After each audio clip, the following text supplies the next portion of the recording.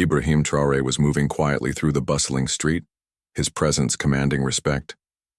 He was used to the looks, the whispers, and the occasional nod from those who knew of his leadership. But today, something was different. A local officer standing by the corner spotted Ibrahim in the crowd. Without any provocation, the officer stepped forward, blocking his path. "Hey, stop right there," the officer called out, his voice laced with an air of superiority. Ibrahim, who was always calm and measured, paused. The officer looked at him, sizing him up from head to toe. His eyes narrowed with a trace of judgment, assuming he knew who Ibrahim was based on nothing but his appearance. "What are you doing here? You don't look like someone who belongs in this area," the officer sneered, his arrogance palpable. Ibrahim's expression remained steady. He was used to prejudice, used to being underestimated. But what this officer didn't realize was that Ibrahim's calm exterior was just the surface.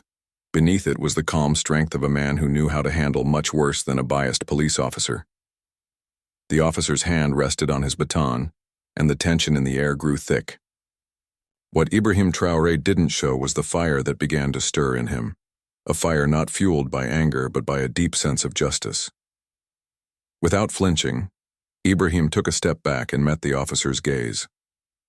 "I'm not the one who needs to prove my place here," he said, his voice steady and powerful. The officer, completely unaware of who Ibrahim really was, crossed his arms and sneered. "Let's see how far your confidence takes you then," he muttered, convinced this was just another person he could intimidate. But little did he know, this confrontation was about to turn into something he would regret deeply. Ibrahim's calm demeanor hid a truth the officer was about to discover the hard way. The officer took a long look at Ibrahim, his eyes scanning him with a sense of judgment that Ibrahim had seen all too often. The officer's brow furrowed, his gaze sharp, and filled with suspicion, as if he could instantly determine Ibrahim's worth by the way he looked. To the officer, Ibrahim didn't fit the typical image of someone who belonged in the area, a place of wealth and power. "You don't belong here," the officer said, his voice dripping with condescension. His tone was dismissive, as though Ibrahim had no right to walk freely. "I've seen your type before. You're just another person trying to fit in, pretending to be something you're not." Ibrahim didn't flinch. He had been through this countless times. People who judged him based on the color of his skin, the clothes he wore, or the perception of who he was. It wasn't the first time he had been stopped, assumed guilty, or treated as less than. But what this officer didn't understand was that his assumptions were nothing more than ignorance. The officer continued, his words full of arrogance. "I'm doing you a favor by even talking to you.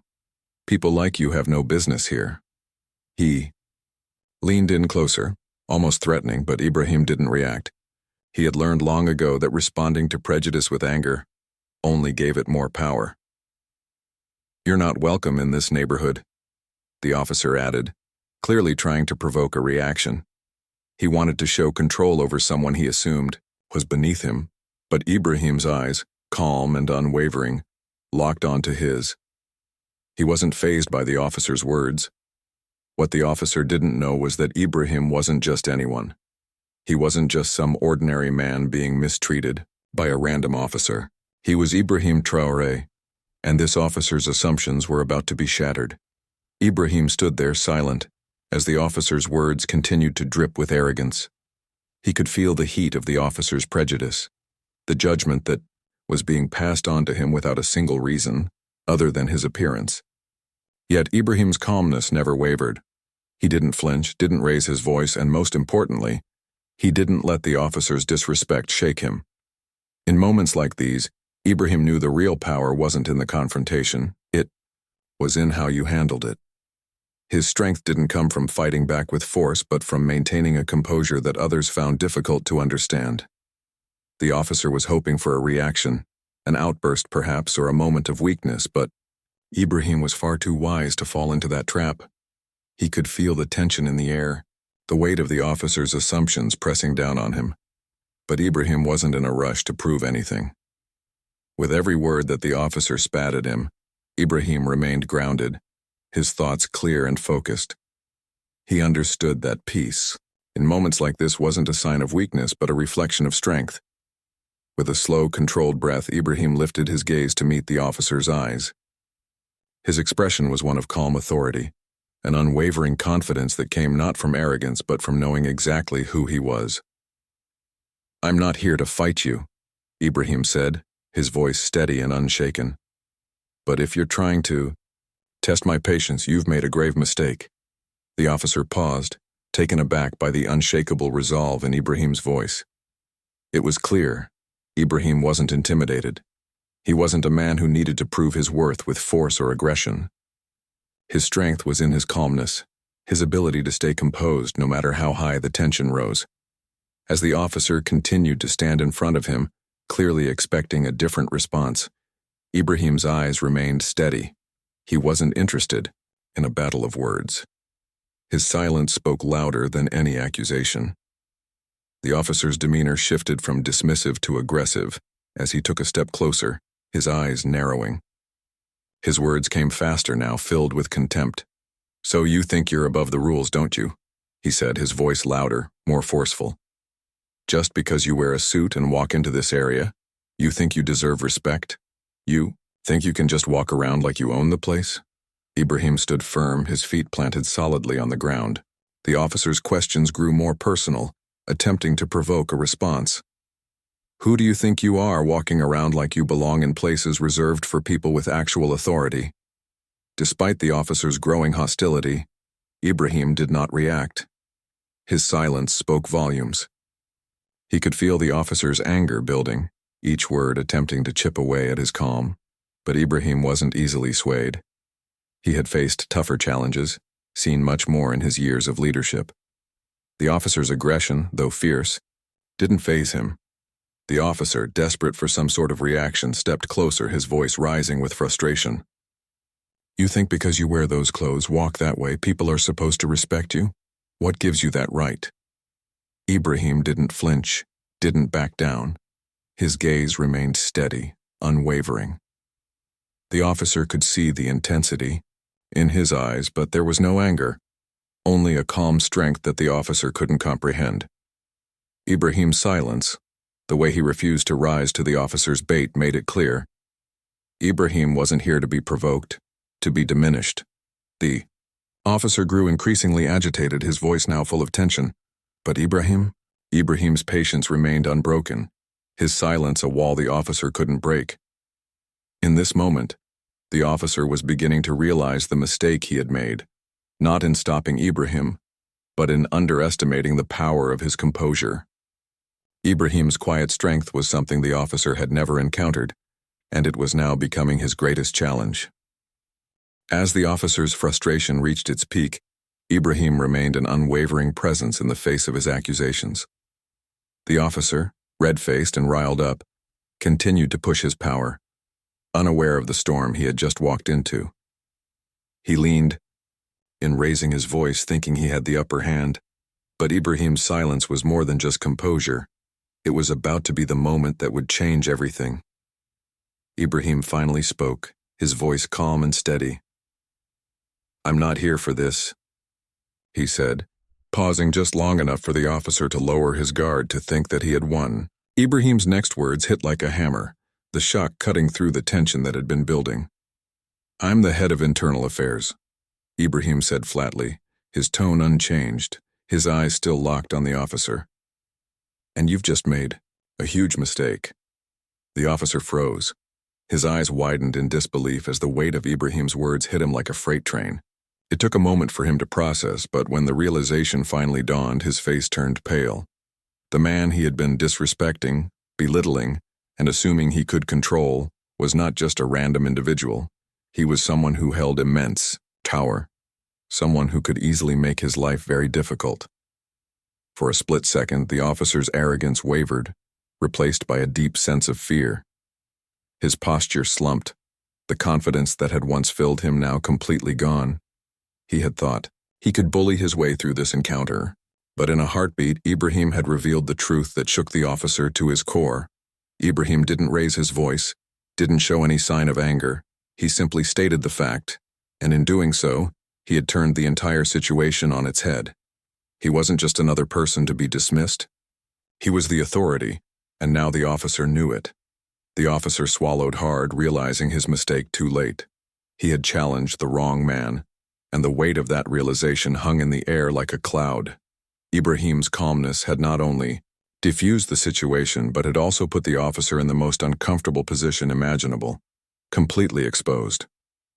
The moment the words left Ibrahim's mouth, the officer's entire demeanor shifted. His once confident and aggressive posture crumbled as quickly as it had been built. His eyes darted from Ibrahim's face to his uniform, then back again, as if searching for something, anything, to cling to. But there was no denying the truth. The officer had just insulted someone far more powerful than he could have ever imagined. For a brief second, the officer's face flushed with embarrassment, his arrogance completely evaporating. The harsh words he had thrown at Ibrahim now seemed foolish, almost childish in retrospect. What he had assumed was a simple confrontation had turned into something much bigger, and it was dawning on him just how much he had miscalculated. He stumbled backward slightly, his hands fidgeting in an awkward display of nervousness. His eyes shifted to the side, avoiding direct contact with Ibrahim, the shame setting in like a weight on his chest. He had spent this entire time speaking down to a man who held the power to ruin his career, his reputation, and possibly his freedom. The officer's breath hitched as he realized the gravity of his error. The pride that had once fueled his confidence now felt like a burden, crushing him under the weight of his own mistake. He had assumed that his badge gave him control over anyone, that his power was untouchable. But now, standing in front of Ibrahim, the truth was clear. He had just insulted the wrong person. His palms began to sweat, and for the first time in this entire encounter, he felt small, truly small. The realization hit him hard. He had just challenged someone who could bring down the full force of the law and authority on him. Ibrahim wasn't just a regular citizen. He was the very system the officer had sworn to uphold. The officer's body language screamed of humiliation. His usual stance of dominance had been replaced with one of avoidance and regret. The arrogance that had once flowed from him now felt like a distant memory. Ibrahim stood there unaffected by the officer's internal turmoil. He had no need to gloat. His strength was in his silence, and the officer had already learned the lesson. As the tension hung in the air, the crowd around them began to shift. People who had been going about their day, minding their business, suddenly found themselves watching intently. The atmosphere had changed. What was once a routine interaction had become a silent spectacle. Bystanders, initially unaware of the true identity of the man in front of them, began to catch on. Their eyes flickered between Ibrahim and the officer, and it didn't take long for the truth to sink in. Some were quick to realize the gravity of the situation, their faces reflecting a mix of surprise and admiration. The officer's arrogance had been exposed, and people couldn't help but notice how effortlessly Ibrahim had handled the confrontation. A few nodded in Ibrahim's direction, their respect for him palpable. Some exchanged glances, their expressions speaking volumes. They had witnessed the officer's rash behavior and Ibrahim's calm, controlled response. It was clear now. Ibrahim was the one who had held the power all along, not the officer. His restraint, his dignified silence in the face of provocation, had earned him the silent support of those around him. The officer, on the other hand, was beginning to look like a man who had lost control of the situation. As Ibrahim stood there, calm and collected, it was as if he had shown the crowd exactly what true authority and strength looked like. It wasn't in the officer's badge or his power, but in Ibrahim's quiet resolve. The people watching saw through the officer's facade of power and could only admire how Ibrahim had maintained his dignity. A few murmured to each other, some even casting looks of disdain at the officer, who now seemed insignificant in comparison to the man who had stood silently through it all. Ibrahim had not just won the confrontation, he had won the respect of everyone who had witnessed it. The officer's authority was no longer unquestioned, and as the crowd shifted, it became evident that they had already chosen their side. As the crowd quietly dispersed, Ibrahim took a final, steady step forward. His calm, composed presence filled the space, and without a word, he began to walk away from the scene. There was no need for confrontation, no need for further words. Ibrahim's dignity was his statement. He had shown everyone present that true strength didn't require shouting, nor did it require asserting dominance. It was about respect, for oneself, for others, and for the principles one stood by. The officer stood frozen, his face still flushed with humiliation, watching as Ibrahim walked away with a quiet grace. The weight of his actions, his rash judgments, his misplaced arrogance settled on him like a heavy burden. The crowd's reaction was the final blow. He had thought he was in control, but now he realized the truth. Respect cannot be demanded. It must be earned. As Ibrahim disappeared into the distance, the officer stood still, reflecting on his mistake. He had judged a man based on superficial assumptions, and in doing so, he had embarrassed himself. His power, his badge, his authority, they meant nothing now. The officer's true weakness had been his prejudice, and it had cost him more than he could have imagined. For the first time in a long while, the officer felt vulnerable. It wasn't about who he was or what title he held. It was about how he treated others. Ibrahim had demonstrated that true authority didn't come from a uniform or title, but from the respect one commanded through actions and character. Ibrahim's departure was not just a physical exit. It was a reminder that strength lies in dignity. The officer, now standing alone, couldn't help but feel the lesson burn deeply within him. In the end, it wasn't power that won the day. It was human decency.